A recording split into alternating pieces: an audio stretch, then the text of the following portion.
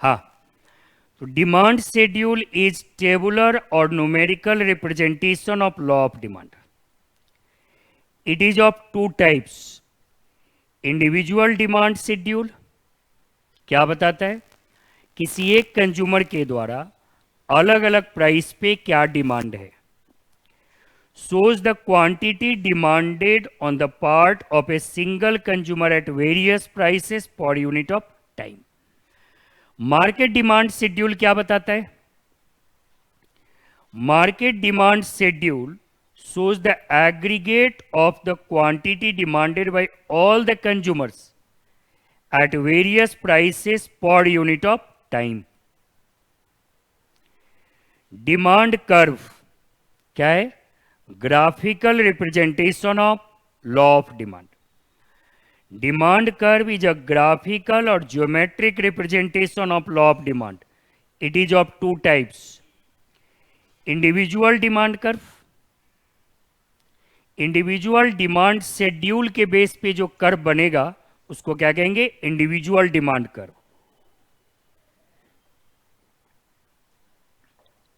is graphical representation of quantity demanded by a single consumer at different prices.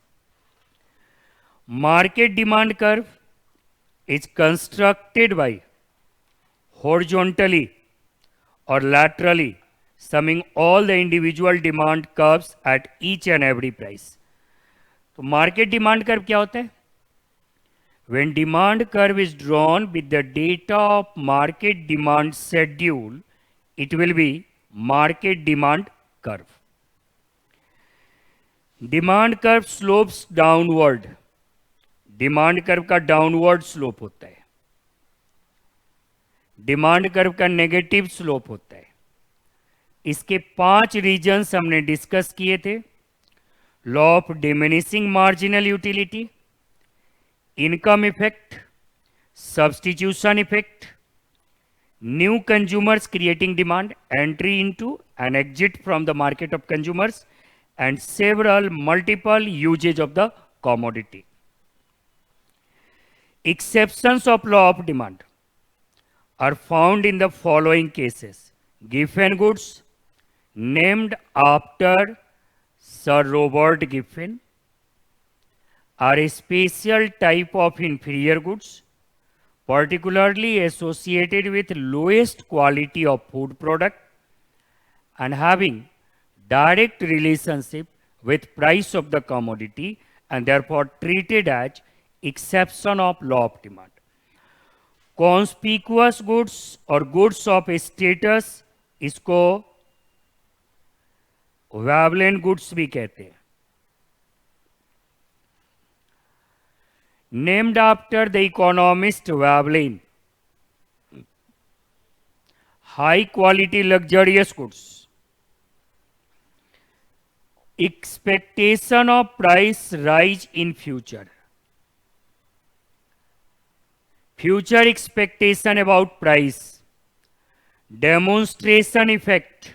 दूसरों को देख के bandwagon effect भी कहते हैं इसको. कॉन्स्पिक्वस नेसेसिटीज, दिखावटी आवश्यकताएं. इंपल्सिव परचेज, बिना सोचे समझे उत्तेजना में आके परचेज करना. इग्नोरेंस इफेक्ट, जानते समझते हुए भी इग्नोर करना. इमरजेंसी, लॉ नॉर्मल सिचुएशन के लिए अब नॉर्मल सिचुएशन लाइक फ्लड, वार, कर्फ्यू अप्लाई नहीं होता. और एक रीजन, एक एक्सेप्शन और हमने क्लास में डिस्कशन में बताया था, snow effect.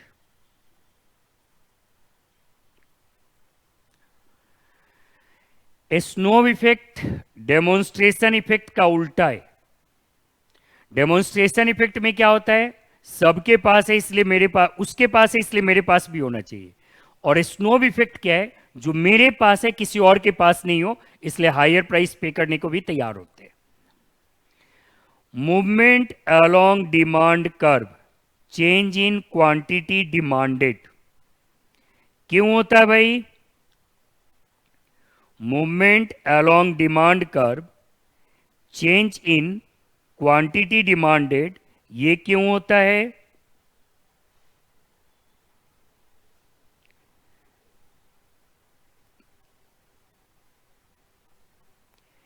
It happens due to change in price of the commodity, other factors affecting demand remaining constant. It happens due to change in price of the commodity, other factors affecting demand remaining constant. Price में change के कारण price बढ़ा,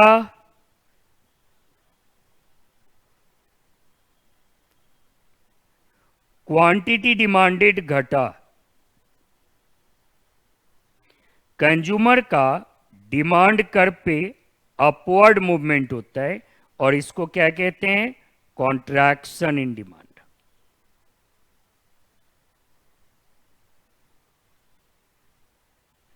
contraction in demand. Price घटा, quantity demanded बढ़ा, demand curve पे downward movement होता है और इसको क्या कहते हैं? Expansion in demand. Expansion in demand. सही है?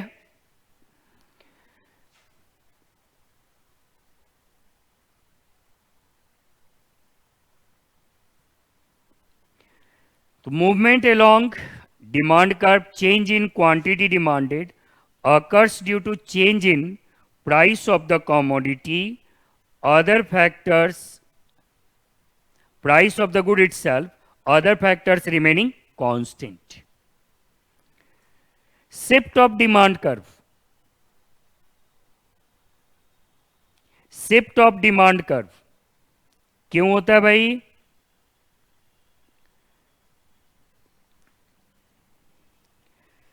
कॉमोडिटी का प्राइस कांस्टेंट रहता है, अदर फैक्टर्स में चेंज आता है, जैसे price of related goods, income of the consumer, taste and preferences of the consumer, size of population, composition of population. Price constant है, इसी प्राइस पे कंज्यूमर का इनकम बढ़ गया, डिमांड क्या होगा? बढ़ जाएगा। डिमांड कर्व राइटवर्ड शिफ्ट करेगा, डिमांड कर्व राइटवर्ड शिफ्ट करेगा, इसको क्या कहेंगे? Increase in demand. Increase in demand. और अदर फैक्टर्स में अनफेवरेबल चेंज होगा, उसी प्राइस पे डिमांड घट जाएगा, उसको क्या कहेंगे? Decrease in demand. क्या कहेंगे? Decrease in demand.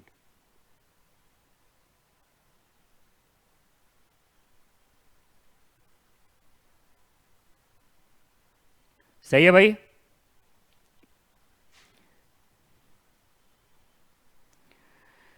Shift of demand curve, change in demand occurs due to change in price of other goods, price of related goods, income of the consumer, taste and taste of the consumer, etc. Price of the commodity remains constant. Movement on demand curve may be expansion or contraction of demand, whereas change in demand can be increase or decrease in demand. Price elasticity of demand measures percentage change in quantity demanded of good due to percentage change in its price. Therefore, EP can be calculated as percentage change in quantity demanded upon percentage change in price. EP equals to percentage change in quantity demanded upon percentage change in price. इसको solve करेंगे तो क्या आएगा, delta Q upon delta P into P upon Q. यहां negative sign दिया हुआ है। Negative sign क्या इंडिकेट करता है, प्राइस और डिमांड का इनवर्स रिलेशन है।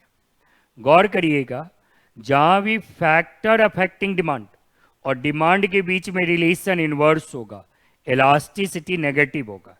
चाहे वो प्राइस इलास्टिसिटी हो, चाहे इनकम इलास्टिसिटी हो, या क्रॉस इलास्टिसिटी हो।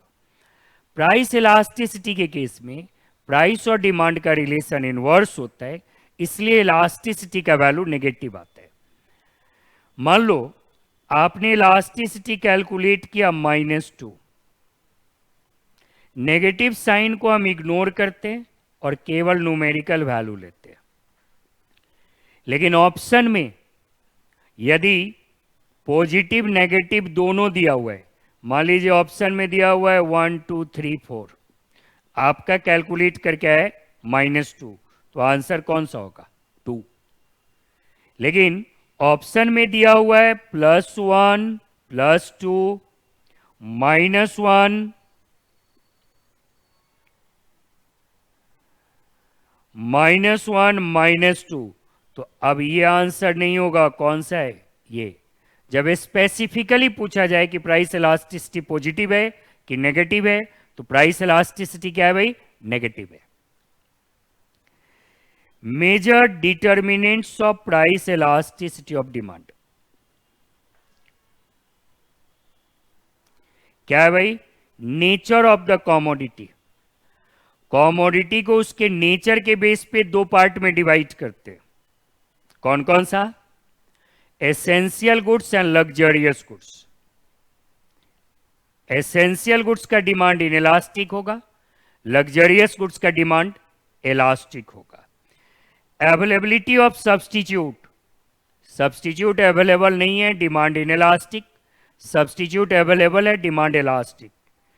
Several uses of the commodity, single use है, लिमिटेड यूज है, इनइलास्टिक डिमांड। मल्टीपल यूजेज है, elastic demand. Share of a commodity in consumers budget, less share in elastic demand, large share elastic demand. Time period, short period in elastic demand, long period elastic demand.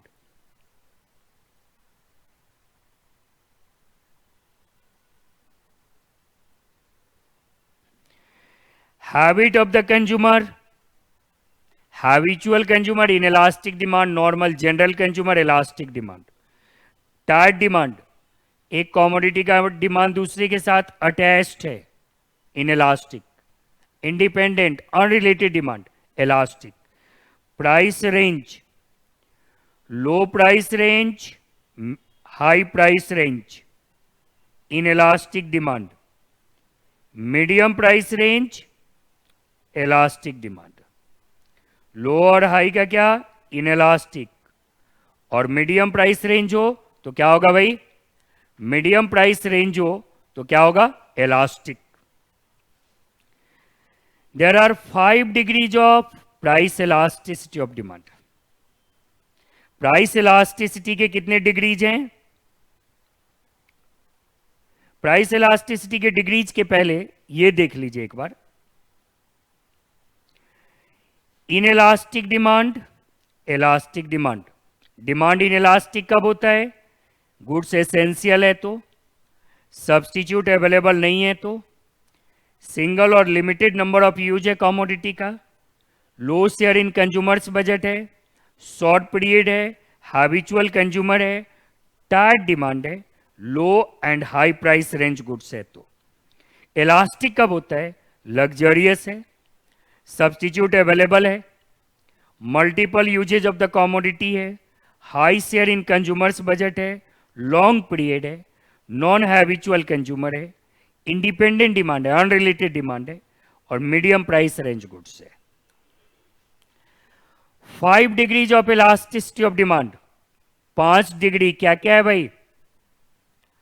Perfectly inelastic demand, price बढ़े या घटे demand में कोई change नहीं आएगा। Price बढ़े या घटे डिमांड में कोई चेंज नहीं होगा। demand curve of the commodity will be a vertical line parallel to y axis. Price में चेंज होने से कॉमोडिटी के डिमांड में कोई चेंज नहीं है, तो क्या कहेंगे इसको? Perfectly inelastic demand.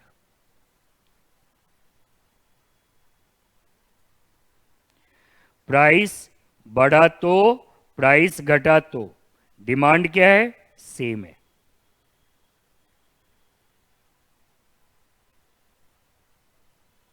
सही है. दूसरा केस क्या है? प्राइस में जिस रेट से चेंज हो रहा है उससे कम रेट से डिमांड में चेंज हो रहा है. प्राइस बढ़ा है तो डिमांड घटा है, प्राइस बढ़ा है तो डिमांड घटा है, लेकिन डिमांड का रेट ऑफ चेंज क्या है? कम है. और प्राइस घटा है तो डिमांड बढ़ा है, लेकिन डिमांड के बढ़ने का रेट क्या है? कम है. तो इसको क्या कहेंगे? Relatively inelastic demand. Relatively inelastic demand. इसमें डिमांड कर्व कैसा होता है? तो डिमांड कर्व हमारा होगा रिलेटिवली स्टीपर. सही है भाई. तीसरा केस क्या था? Unitary elastic demand. Unitary elastic demand में क्या होता है भाई? जिस रेट से प्राइस में चेंज होता है सेम उसी रेट से डिमांड में भी चेंज होता है. प्राइस जिस रेट से घटा सेम उसी रेट से डिमांड बढ़ा, और प्राइस जिस रेट से बढ़ा सेम उसी रेट से डिमांड घटा. इसको कहते हैं unitary elastic demand. Unitary elastic demand में डिमांड कर्व कैसा होता है? Rectangular hyperbola. फोर्थ केस क्या है? जिस रेट से प्राइस में चेंज हो रहा है उसके कंपैरिजन में डिमांड का रेट ऑफ चेंज ज्यादा है.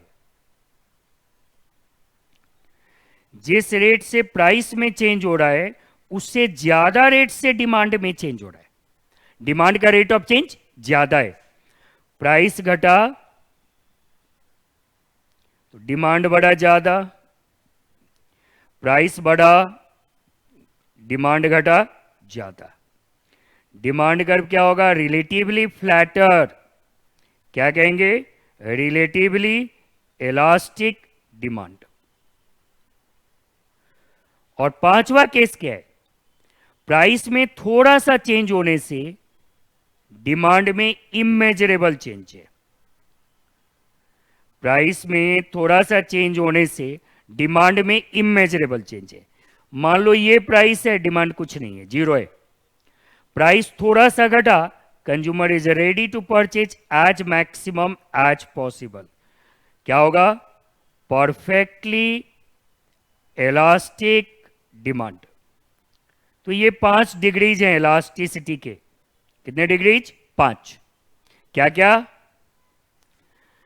परफेक्टली इलास्टिक डिमांड, इलास्टिसिटी का value, perfectly in elastic demand, elasticity का value 0.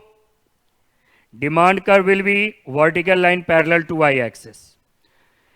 In elastic demand, elasticity का वैल्यू 0 से ज्यादा लेकिन 1 से कम, demand curve will be relatively steeper.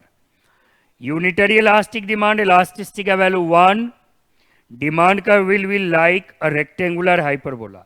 Elastic demand, elasticity का वैल्यू 1 से ज्यादा, इनफाइनाइट से कम, demand curve will be relatively flatter.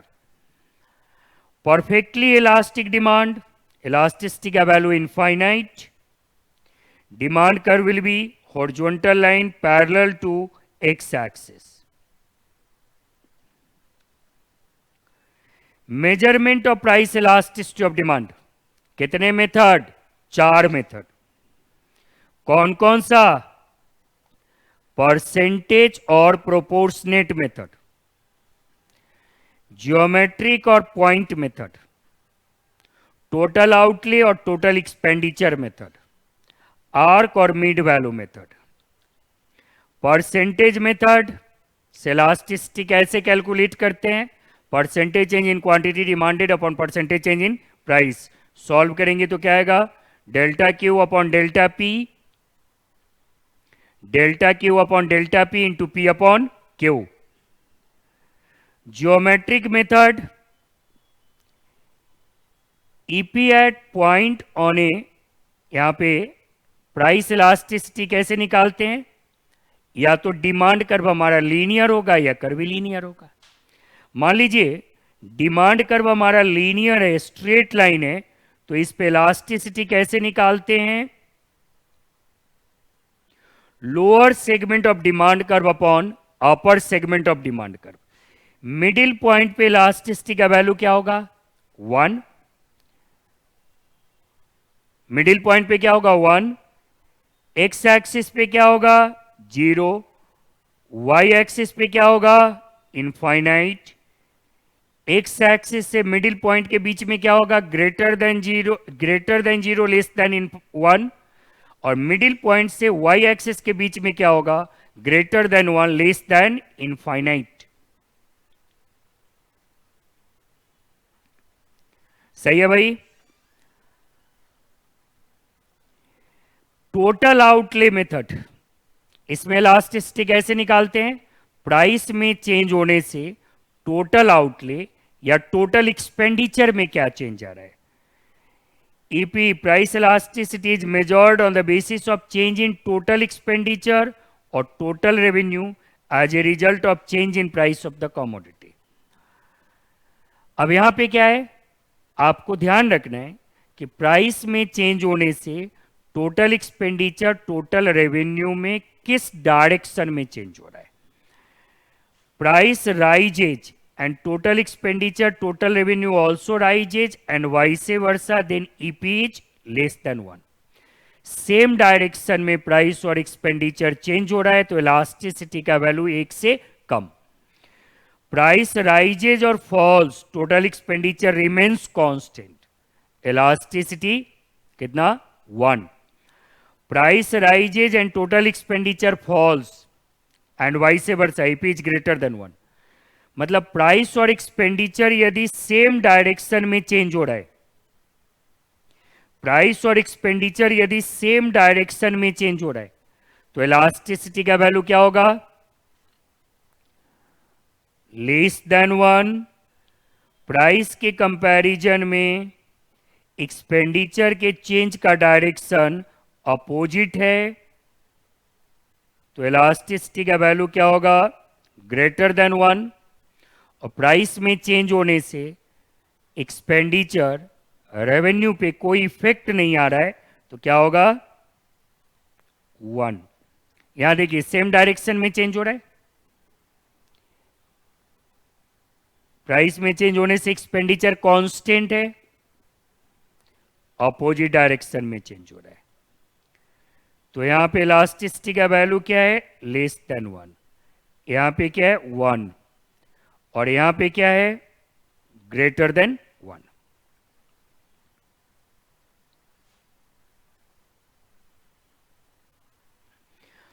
Arc method, demand curve पे 2 पॉइंट के बीच में इलास्टिसिटी मेजर करना हो तो इस मेथड को यूज करते हैं।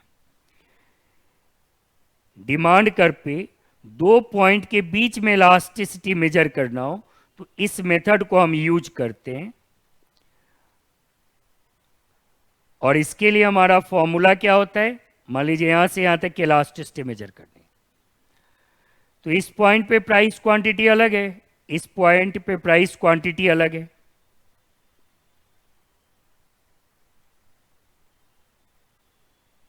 सही है? इसको कैसे कैलकुलेट करेंगे भाई? तो प्राइस और क्वांटिटी का एवरेज लेते हैं।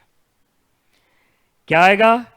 Q1 minus Q2 upon Q1 plus Q2 into P1 plus P2 upon P1 minus P2। Income elasticity of demand क्या होगा भाई?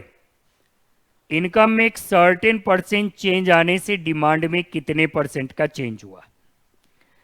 Measures percentage change in demand due to percentage change in income of the consumer. Solve करेंगे क्या आएगा, delta Q upon delta Y into Y upon Q. Y क्या indicate कर रहा है, income, E Y income elasticity of demand. if value of income elasticity is between 0 and 1, 0 से ज्यादा 1 से कम, तो गुड्स को क्या कहते हैं, normal, essential. if value of income elasticity is greater than 1, तो good is luxurious. if value of income elasticity is negative, less than 0, then good is inferior, given। cross elasticity of demand, it measures percentage change. It measures percentage change in quantity demanded of good X due to percentage change in price of good Y. Formula क्या होगा, delta Q X upon delta P Y into P Y upon Q X. यदि cross elasticity का value positive है, infinite, positive है तो substitute, infinite है तो perfect substitute. Cross elasticity का वैल्यू पॉजिटिव है, सब्स्टिट्यूट। जीरो है, गुड्स आर टोटली अनरिलेटेड। और क्रॉस इलास्टिसिटी का वैल्यू यदि नेगेटिव है तो goods are complementary. Advertisement elasticity of demand या एडवर्टीजमेंट इलास्टिसिटी ऑफ सेल्स भी कहते हैं, या इसको प्रोमोशनल इलास्टिसिटी ऑफ डिमांड भी कहते हैं। और promotional elasticity of demand measures responsiveness of goods demand to changes in firms spending on advertisement. Advertisement पे एक सर्टेन परसेंटेज एक्सपेंडिचर में चेंज आने से डिमांड में कितने परसेंट का चेंज हो रहा है। Value of advertisement elasticity of demand is positive and varies between 0 and infinite. Advertisement elasticity को मेजर करना हो तो कैसे मेजर करेंगे, percentage change in demand upon percentage change in advertisement expenditure. Solve करेंगे तो क्या आएगा, delta Q upon delta A into A upon Q, where A is advertisement expenditure and E A is advertisement elasticity of demand. Demand distinction, producers goods and consumers good. Producers goods are those goods which are used for the production of other goods, either producer good itself or consumer good. Consumer goods are those goods which are ready for final consumption. Consumer goods are further subdivided into durable consumer goods which can be used more than once in its lifetime, non-durable goods which cannot be used more than once in its lifetime. Derived demand is derived or stemmed from the demand of other commodity. किसी और requirement को पूरा करने के लिए यदि हम किसी कॉमोडिटी का डिमांड करते हैं तो उसको क्या कहते हैं, derived demand. Autonomous demand, independent demand, independently किसी रिक्वायरमेंट को सेटिस्फाई करता है।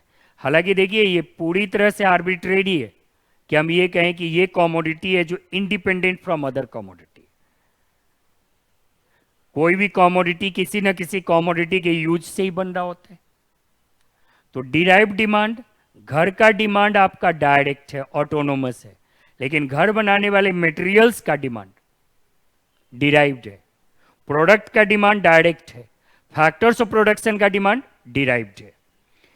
Industry demand and company demand, किसी एक इंडिविजुअल यूनिट फर्म का डिमांड, कंपनी डिमांड, और उस इंडस्ट्री में काम करने वाले जितने भी फर्म्स हैं सबको जोड़ के जो डिमांड होगा उसको क्या कहेंगे, इंडस्ट्री डिमांड। जैसे सेल के स्टील का डिमांड, टिस्को के स्टील का डिमांड क्या है भाई, कंपनी डिमांड है। लेकिन इंडिया में टोटल स्टील का डिमांड क्या है, इंडस्ट्री डिमांड है। Short run demand, immediate price change, income में चेंज का डिमांड पे जो इफेक्ट है उसको कहेंगे शॉर्ट रन डिमांड। और लॉन्ग टर्म इफेक्ट जो आएगा, over the period of time adjustment का जो इफेक्ट होगा उसको क्या कहेंगे, लॉन्ग रन डिमांड। सही है भाई। डिमांड फॉरकास्टिंग क्या होता है? तो demand forecasting is the art and science of predicting probable demand for a product or service at some future date on the basis of certain past behavior patterns of some related events and the prevailing trends in the present. Demand forecasting का मतलब ये हुआ कि अभी क्या चल रहा है, पास्ट में क्या हुआ था, उसके बेस पे फ्यूचर में किसी प्रोडक्ट और सर्विस का क्या डिमांड होगा। Demand forecasting is not simple guessing. It is prediction of future demand on the basis of certain events of past and the events conditions prevailing in present. Methods of demand forecasting. Survey of buyers intention, इसमें buyer से पूछते हैं कि आने वाले समय में क्या परचेज करोगे आप। सैंपल कलेक्ट करते हैं, इनलार्ज करते हैं, उसके बेस पे डिमांड प्रेडिक्ट करते हैं। कलेक्टिव ओपिनियन मेथड, इसमें सेल्समैन से ओपिनियन लिया जाता है कि आने वाले समय में आप क्या परचेज करेंगे। सेल्समैन बायर्स के साथ, रिटेलर्स के साथ, होलसेलर्स के साथ क्लोज कनेक्शन में होता है, इसलिए ऐसा माना जाता है कि यह ज्यादा अच्छा आइडिया दे सकता है। सर्वे ऑफ बायर्स इंटेंशन में क्या होता है, यहां बायर फर्स्ट हैंड बायर से इंफॉर्मेशन है, डायरेक्ट है,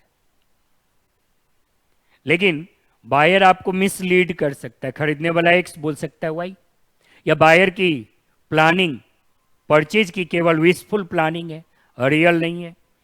कलेक्टिव ओपिनियन मेथड में ऑप्टिमिज्म और पेसिमिज्म की प्रॉब्लम हो सकती है। एक्सपर्ट ओपिनियन मेथड, इसमें क्या होता है, अलग अलग मार्केट में जो एक्सपर्ट्स हैं, सर्वे एजेंसीज हैं, उनको फॉरकास्टिंग का काम दिया जाता है। अलग अलग सर्वे एजेंसीज अलग अलग सेल्स फॉरकास्ट आपको दे सकते हैं, तो उनके इंफॉर्मेशन को एक दूसरे से एक्सचेंज करते रहते हैं जब तक कि कंसेंसस ना आ जाए। बैरोमेट्रिक मेथड, करंट सिचुएशन के बेस पे ये मेथड कहता है कि भाई पास्ट में जो था वो तो पास्ट में था, लेकिन वही फ्यूचर में प्रिवेल करेगा जरूरी नहीं है। आज क्या चल रहा है इसके बेस पे फ्यूचर का प्रेडिक्शन होना चाहिए। स्टैटिस्टिकल मेथड्स में ट्रेंड प्रोजेक्शन, पास्ट का डेटा लेते हैं, उसके बेस पे फ्यूचर का ट्रेंड बताते हैं। Graphical method, trend projection method का ही एडवांस एक स्टेप आगे है। लिस्ट स्क्वायर मेथड, डेविएशन का रीजन क्या हो सकता है उसको दूर करके फ्यूचर का prediction. Regression analysis, controlled experiment method and laboratory experiment method. Theory of consumers behaviour दूसरा यूनिट है इसमें।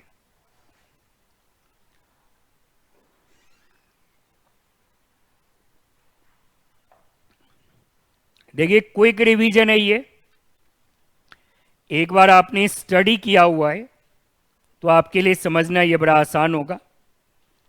और कोई बच्चा ये सोचे कि भाई डायरेक्ट इसी को पढ़ के काम चल जाए तो थोड़ा मुश्किल है। थियरी ऑफ कंज्यूमर्स बिहेवियर में हम कंज्यूमर के इक्विलिब्रियम की एनालिसिस करते हैं, और कंज्यूमर के इक्विलिब्रियम का जनरल अप्रोच क्या होता है, when a consumer gets maximum satisfaction out of his given resources।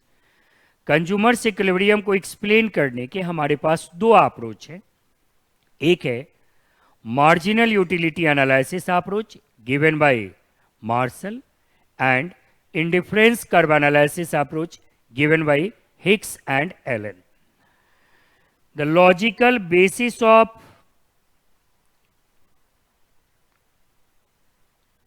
consumer behavior has been explained by different theories. Some of the most important theories of consumers behavior are Marshall's marginal utility theory and Hicks and Allen's indifference curve theory. Marginal utility theory. Marginal utility का मतलब क्या होता है?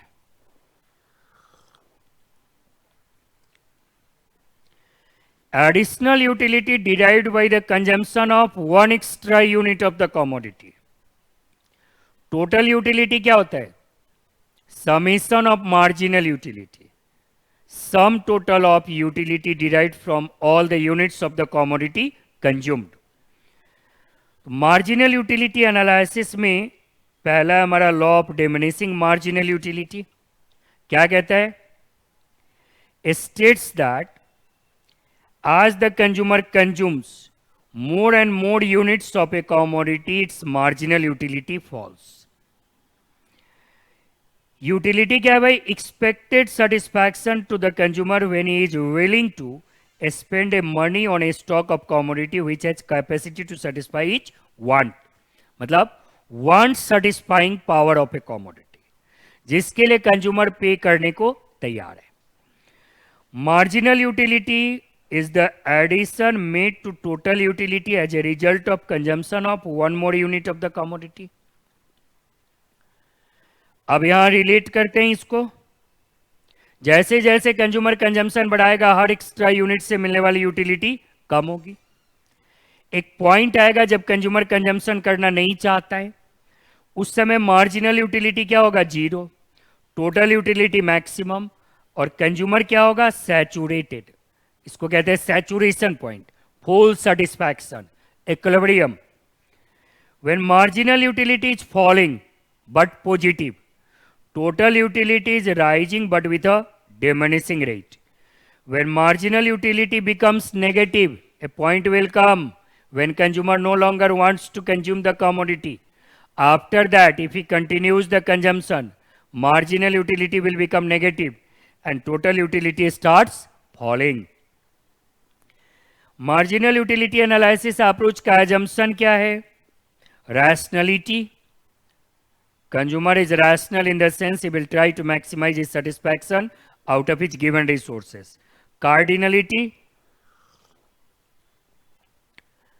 According to this assumption, utility is a quantifiable entity. It can be measured in terms of cardinal numbers. Measurement in terms of money. The amount of money which a consumer is ready to pay for a unit of good, rather than go without it, will be the utility of that commodity in terms of money.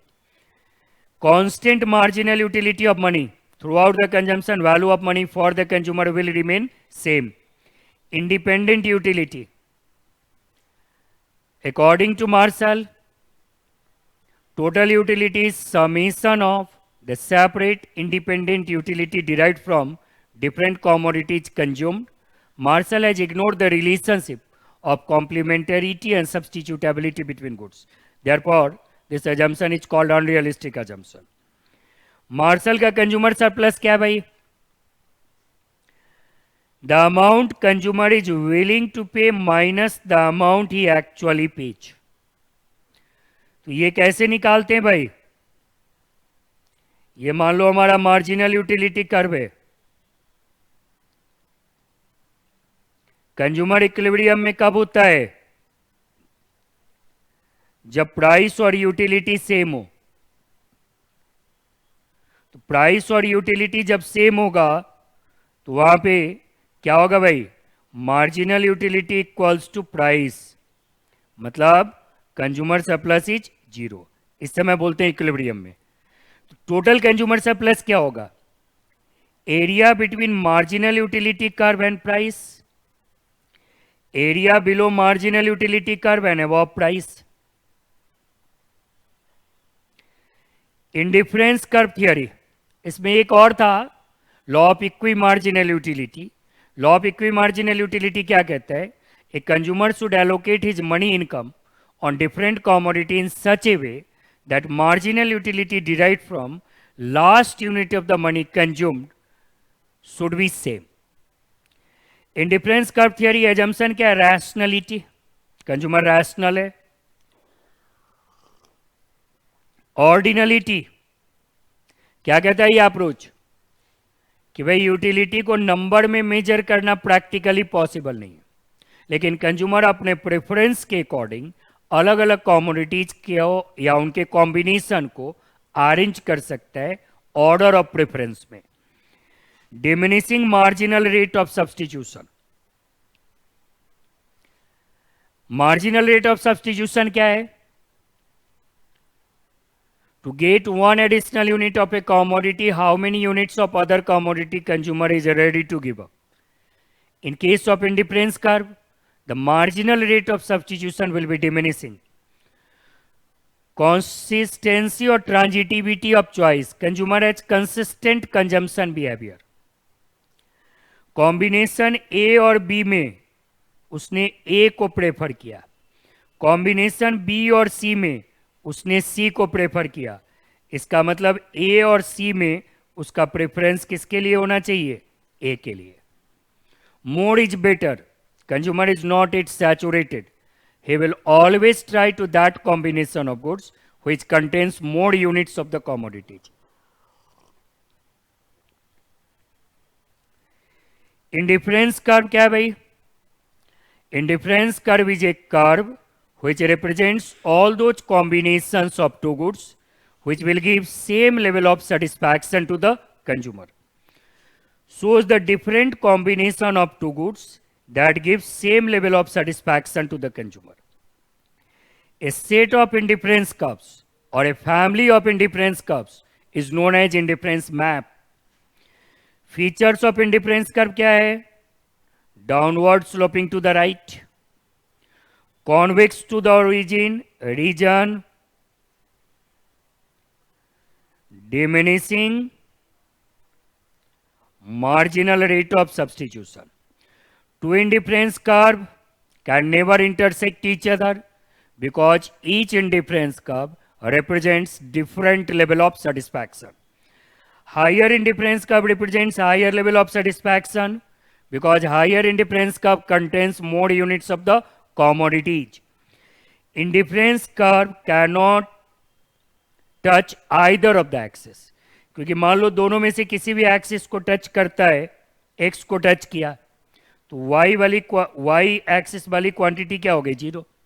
Y को touch किया तो x axis वाली quantity क्या हो जाएगी? Zero.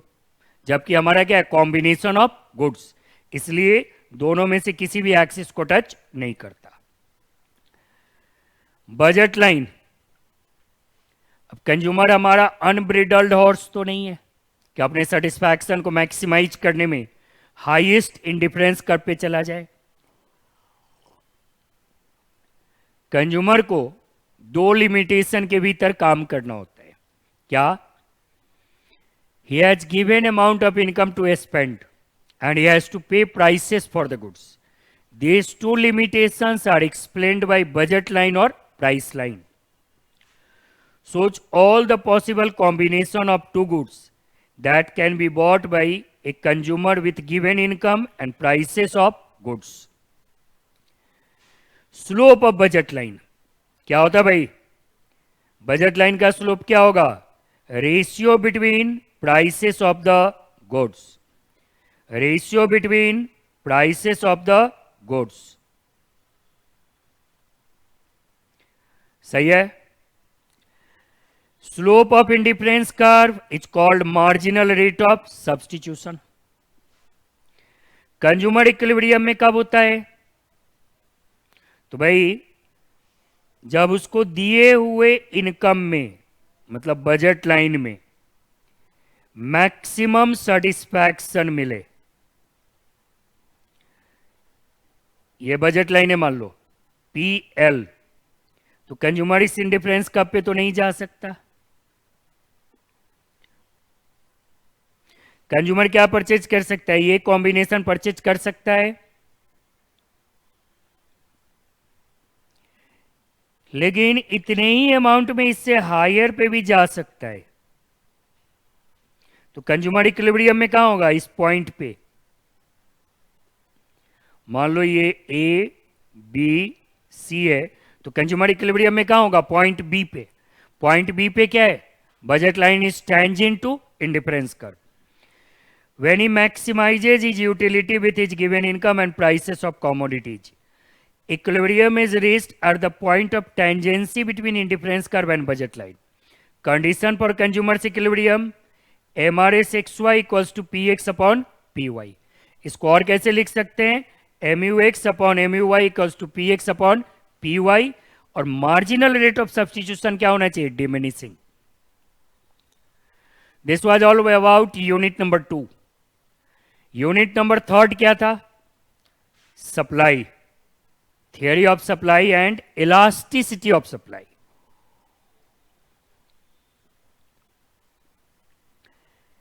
Definition of supply क्या होगा भाई? Supply of a commodity at a given price is the quantity of the commodity which is actually offered for sale per unit of time. Supply does not mean what sellers are getting success in selling the product. It is the quantity offered for sale. There is difference between supply and stock. Supply क्या है भाई? That part of a stock which is offered to the market for sale.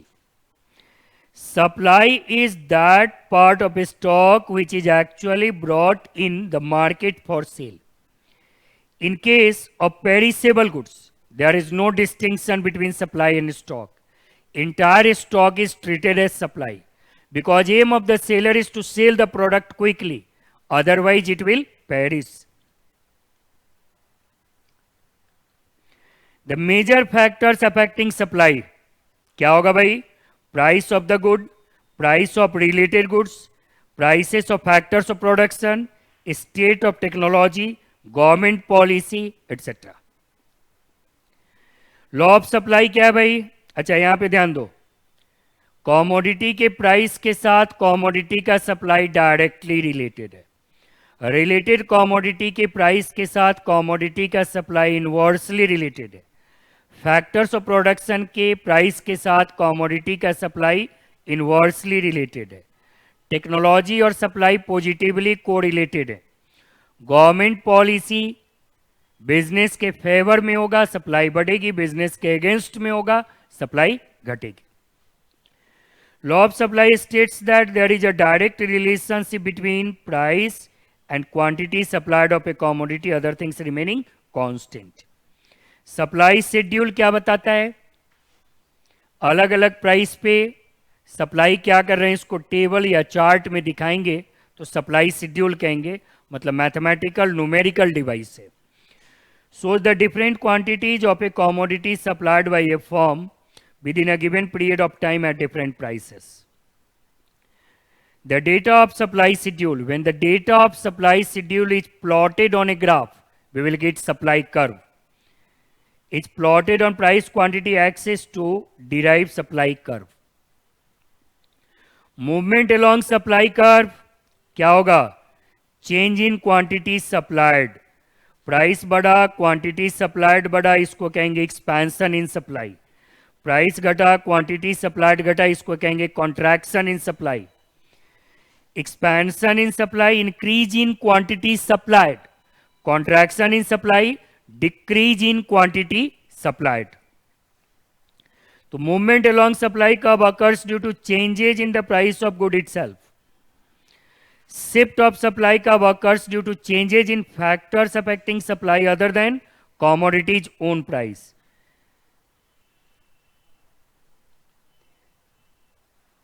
Positive change in factors affecting supply other than commodity's own price, increase in supply, supply curve will shift to right. Negative change in factors affecting supply other than commodity's own price, supply will decrease and supply curve will shift to left. Rightward shift in supply curve, increase in supply. Leftward shift in supply curve, decrease in supply. Lower supply curve indicates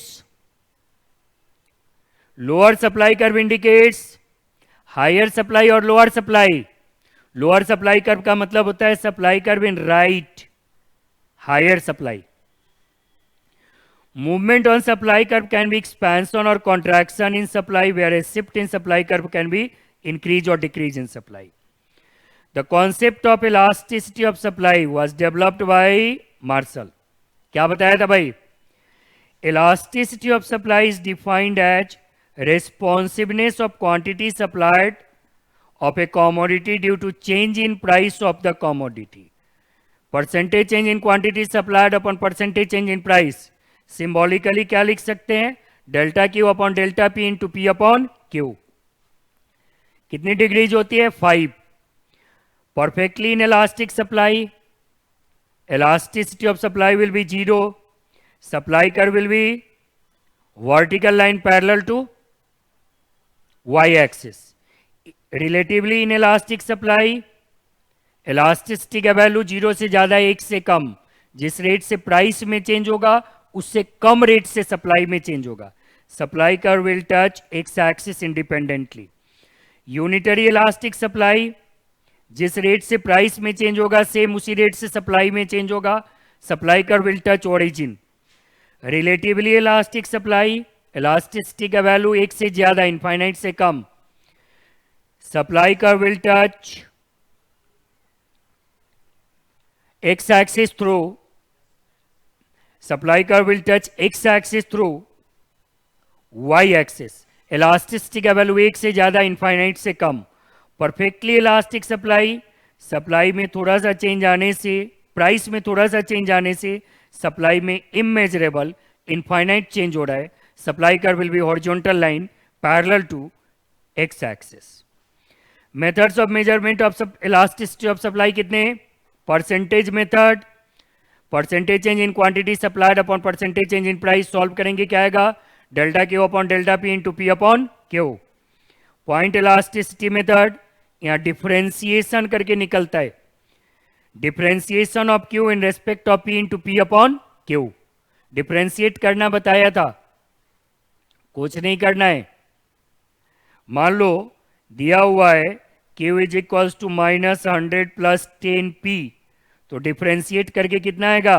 10। Elasticity calculate करने के लिए बोल रहा है point method से। When price is ₹15 per unit, तो क्या होगा भाई? Q की वैल्यू निकाल लो, -100 प्लस 10 इंटू 15 क्या हो जाएगा? 50। अब इसको डिफरेंशिएट करोगे ना, differentiation of Q -100 plus 10P -100 plus 10P in respect of P into P 15 upon Q 50, तो इसको डिफरेंशिएट करेंगे तो 10 आएगा। P जितने का मल्टीपल होगा डिफरेंशिएट करके उतना ही आएगा। तो क्या हो जाएगा भाई? E S equals to 10 into 15 upon 50, क्या हो जाएगा? 3। सही है। आर्क मेथड, सप्लाई कर पे 2 पॉइंट के बीच में इलास्टिसिटी मेजर करनी हो, दोनों पे प्राइस क्वांटिटी अलग है, कंफ्यूजन होता है कौन से प्राइस क्वांटिटी को बेस मान के चलेंगे। कंफ्यूजन दूर करने के लिए क्या करते हैं? एवरेज ले लेते हैं, इसलिए इसको मिड वैल्यू मेथड भी कहते हैं। क्या होगा? Q1 minus Q2 upon Q1 plus Q2 into P1 plus P2 upon P1 minus P2। Diagrammatic method जो अभी बताया, इफ सप्लाई का passes through the point of origin, elasticity is 1, unity बोलते हैं इसको। If supply curve intercept X axis को independently काटेगा, less than unity. If supply curve intercept Y axis, greater than unity, relatively elastic supply. If supply curve is vertical line parallel to y-axis, elasticity 0, perfectly inelastic supply. If supply curve is horizontal line parallel to x-axis, perfectly elastic supply. Elasticity is infinite. तो भाई ये था आपका chapter number 2। तो आज हमने cover किया क्या? Chapter 1, chapter 2। आज के लिए रिवीजन में इतना ही है। कल का शेड्यूल रिवीजन का क्या होगा, हम इसको आज टेलीग्राम चैनल पे अपलोड कर देंगे। आज के लिए इतना ही है। थोड़ा कन्फ्यूजन होगा, शायद टेलीग्राम चैनल पे अपलोड हो गया था इकोनॉमिक्स एंड लॉ, जबकि आज नहीं है लॉ। आज इकोनॉमिक्स में 2 चैप्टर का था। कल मतलब अगले इकोनॉमिक्स के रिवीजन में हम बैलेंस 3 चैप्टर पूरा करेंगे, उसके बाद बीसीके का भी रिवीजन करेंगे। मैथ में 2 चैप्टर का रिवीजन होगा, मैथ स्टैट मिला के, एक टाइम वैल्यू ऑफ मनी और दूसरा measures of central tendency and dispersion. Law पूरा रिवीजन होगा और बीसीआर पूरा रिवीजन होगा। अकाउंट्स में भी कुछ लिमिटेड रिवीजन की प्लानिंग कर रहे हैं। ठीक है, तो आज के लिए इतना ही है। Thank you, have a nice day, enjoy your study, happiness in learning.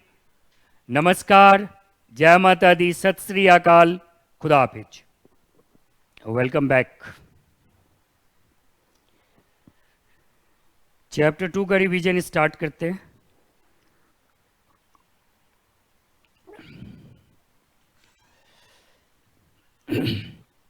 Chapter 2 का रिवीजन अभी हम लोग स्टार्ट करेंगे। चैप्टर नंबर 2 में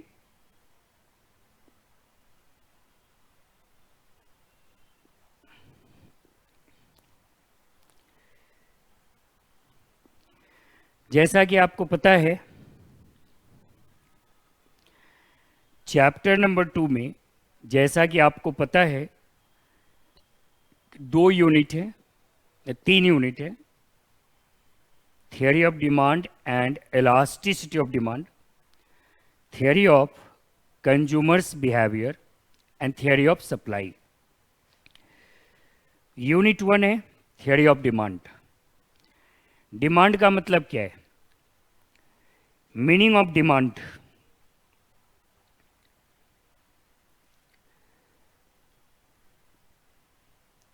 Demand for a commodity refers to the quantity of a commodity that which a consumer is willing and able to purchase at a certain price any particular period of time.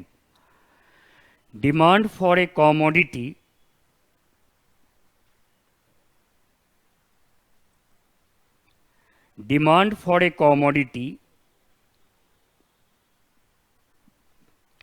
refers to the quantity of a commodity which a consumer is willing and able to purchase at a certain price during any particular period of time. पढ़ाते समय हमने आपको यहाँ पे various prices भी बोला था और during a period of time भी बोला था, दोनों वैलिड है। ठीक है, in economics demand means effective desire, और डिजायर इफेक्टिव कब माना जाता है? Which means there should be desire to own the goods, sufficient money to buy it and willingness to spend the money. Demand का मतलब क्या है? इफेक्टिव डिजायर, और डिजायर इफेक्टिव कब माना जाता है? Desire for the commodity means to purchase the commodity and willingness to use the means.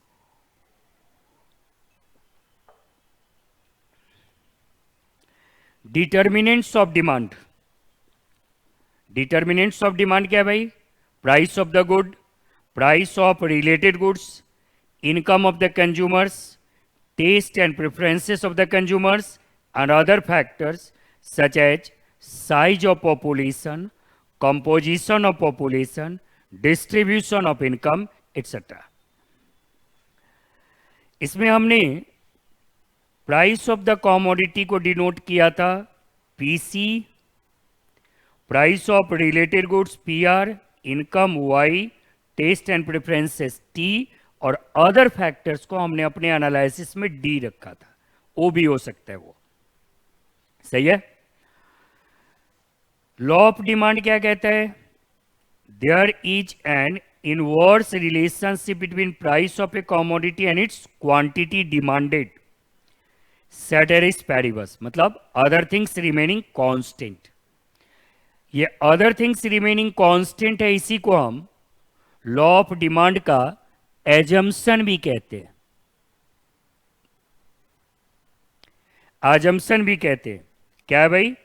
The assumption of law of demand are price of related goods, income of the consumer, taste and preferences of the consumer and other remaining factors are constant. Demand schedule tabular और numerical representation of law of demand. Video check करो। Tabular और numerical representation of law of demand. Pause हो रहेगी।